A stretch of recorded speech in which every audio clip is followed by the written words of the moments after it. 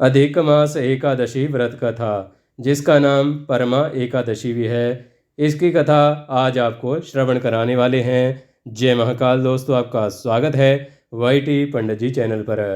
श्री युधिष्ठिर बोले कि हे जनार्दन, मल मास के कृष्ण पक्ष की एकादशी का क्या नाम है, उसके व्रत की विधि तथा महात्म्य विस्तार से वर्णन कीजिए। श्री कृष्ण बोले कि हे राजन, इस एकादशी का नाम परमा है। ये मनुष्यों को मोक्ष, भोग तथा आनंद देने वाली है। पवित्र व पापनाशक भी करती है, पापों को नष्ट भी करती है।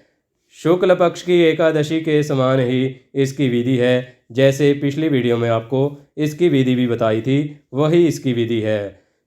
भक्ति पूर्वक नरोत्तम भगवान का पूजन इस एकादशी में करना उचित है। यहाँ पर मैं एक मनोहर कथा जो कामकल्प्य नामक नगर में हुई थी और जैसी मैंने सुनी वैसी तुमसे कहता हूँ, ऐसा भगवान कृष्ण ने कहा युधिष्ठिर से।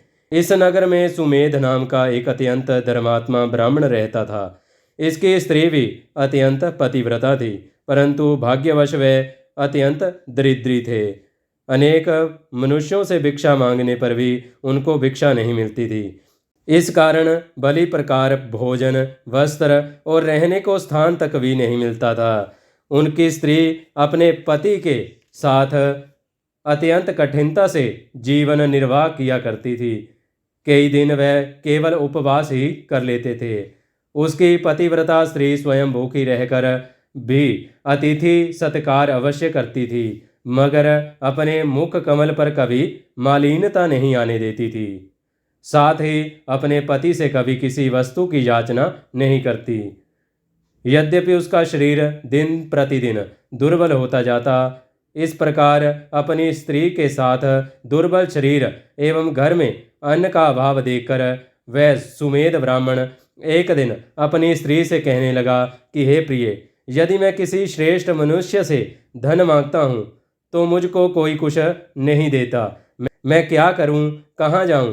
बिना धन के घर के कार्य सिद्ध नहीं होते, अतः मुझको विदेश जाने की आज्ञा दो, जिससे मैं कुछ धन प्राप्त कर सकूं। बिना उद्यम के कार्य की सिद्धि नहीं होती। इसी कारण बुद्धिमान सर्वदा उद्यम करने की प्रशंसा करते हैं। पति के दुखपूर्ण वचन सुनकर वह सुंदर नेत्रों वाली स्त्री नेत्रों में आंसू भरकर तथा दोनों हाथ जोड़कर बड़े विनीत भाव से अपने पति से कहने लगी कि हे स्वामी, यद्यपि मैं कोई विद्वान पंडित नहीं हूँ, फिर भी आपकी आज्ञा से कुछ कहना चाहती हूँ, जिससे कि मैं आपकी ओर अपनी भलाई ही चाहती हूँ। क्योंकि विपत्तिग्रस्त मनुष्य सर्वदा यही कहते हैं कि मनुष्य को जो कुछ मिलता है वह पूर्व जन्म का किया हुआ ही मिलता है। बिना दिए हुए चाहे स्वर्ण के पर्वत मेरू पर चला जाए, वहाँ पर भी कुछ नहीं मिलेगा। अपने पूर्व जन्मों में मनुष्य विद्या, धन या भूमि जो कुछ भी दान करता है वही इस जन्म में पृथ्वी पर मिलता है। ब्रह्मा ने जो कुछ भाग्य में लिख दिया वह किसी जगह भी मिल सकता है, बिना दिए कुछ नहीं मिल सकता। हे स्वामी, मैं आपके बिना क्षण मात्र भी नहीं रह सकूंगी, क्योंकि माता पिता, भाई बांधव, सास ससुर और दूसरे कुटुंबीजन कोई भी आदर सत्कार नहीं करेगा। सब पतिहीन तथा भाग्यहीन कहकर मेरी निंदा करेंगे। अतः इसी जगह पर रहकर जो कुछ भी मिले उसी में सुख मानिए। अपनी स्त्री के ऐसे वचन सुनकर वह ब्राह्मण विदेश नहीं गया। एक समय मुनियों में श्रेष्ठ कौंडिन्य मुनि उनके यहाँ आए और भाग्यवश वहाँ पर मुनि कौंडिन्य आए। उनको आए हुए देखकर सुमेध अत्यंत प्रसन्न हुए और अपनी स्त्री सहित शीघ्रता से बड़ी नम्रता के साथ बारंबार उनको नमस्कार किया और कहने लगे कि आज हम धन्य हैं, हमारा जन्म आपके दर्शन से सफल हुआ। यहाँ आकर आपने हमको अनुग्रहित किया, हमारे बड़े भाग्य जो आपके दर्शन हुए।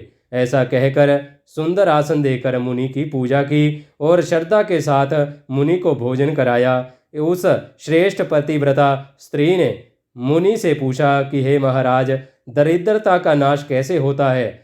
बिना दान किए हुए भी धन, विद्या, स्त्री और दूसरे पदार्थ कैसे प्राप्त हो सकते हैं? मेरे पति मुझे छोड़कर धन की आशा में विदेश जा रहे हैं। मैंने उनको रोक रखा है। मेरे भाग्यवश आप यहाँ आए हैं, अतः हे महामुने, कृपा करके कोई ऐसा उपाय, व्रत, तीर्थ व तप बताइए जिससे हमारा ये दुख दारिद्र्य दूर हो। उस सुशीला के ऐसे वचन सुनकर अपने मन में सब पापों, दरिद्र्य और दुखों का नाश करने वाले उत्तम व्रत का विचार कर मुनि कहने लगे कि हे सुशीले, मल मास के कृष्ण पक्ष की भगवान की अति प्रिय भक्ति देने वाली परमा नाम की जो एकादशी है, तुम उसकी उपासना करो तथा व्रत रखो। उसके करने से मनुष्य धन धान्य से संपन्न हो जाते हैं। विधि पूर्वक व्रत और रात्रि को नृत्य गीत आदि करके जागरण करना चाहिए। इस व्रत को सबसे पहले कुबेर जी ने किया था। तब श्री भगवान शिव ने प्रसन्न होकर उनको धन का स्वामी बना दिया। फिर अपने पुत्र को बेचने वाले राजा हरिश्चंद्र ने इस व्रत को किया तो उन्होंने अपना खोया हुआ राज्य, ऐश्वर्य तथा स्त्री पुत्र को पुनः प्राप्त किया। अतः तुम भी रात्रि के जागरण सहित इस व्रत को करो। हे पांडव, इतना कहकर अति प्रसन्नता के साथ कौंडिन्य ऋषि ने व्रत की सब विधि उनको समझाई और फिर उनसे पंचरात्रि का शुभ कारक व्रत का वर्णन किया, जिसके अनुष्ठान मात्र से भोग और मोक्ष दोनों प्राप्त होते हैं। उन्होंने कहा कि परमा एकादशी के दिन प्रातः काल नित्य कर्म से निवृत्त होकर यथाशक्ति पंचरात्रि व्रत करने का नियम करें।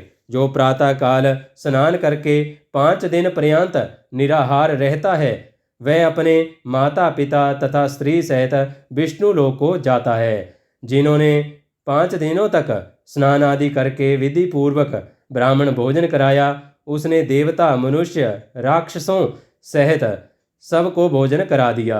जो मनुष्य स्नान करके 5 दिन तक तिल से भरकर पात्र का दान करते हैं, वह समस्त सुखों को भोग कर सूर्य लोक में आनंद करते हैं। जो घी का पात्र दान करते हैं और ब्रह्मचर्य से रहते हैं, वह देवांगनाओं के सहित स्वर्ग में आनंद करते हैं।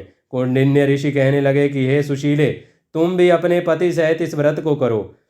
इस व्रत के करने से अन्न और धन से युक्त होकर अंत में स्वर्ग को जाओगे। उस ब्राह्मणी ने कौंडिन्य ऋषि की बात बताई हुई विधि के अनुसार व्रत किया और 5 रात्रि के समाप्त होने पर परमा एकादशी का व्रत किया। व्रत के पूर्ण होते ही उस स्त्री ने एक राजकुमार को वहां आते देखा। राजकुमार ने ब्रह्मा की प्रेरणा से सब सुंदर वस्तुओं सहित नवीन घर उनको दिया, उसमें उनका निवास भी कराया। तत्पश्चात उस राजकुमार ने 1 ग्राम उनको आजीविका के लिए निमित्त दान दिया। मल मास की कृष्ण पक्ष की परमा एकादशी का आदर सहित व्रत करने से वह समस्त पापों से मुक्त होकर विष्णु लोक को गए। जो मनुष्य जे मानव देह प्राप्त करके भी मल मास में एकादशी का व्रत नहीं करते, वह 84 लाख योनियों में भ्रमते हुए घूमते हुए दुख पाते हैं। मनुष्य देह अत्यंत दुर्लभ है, बड़े पुण्यों के प्रताप से मिलती है।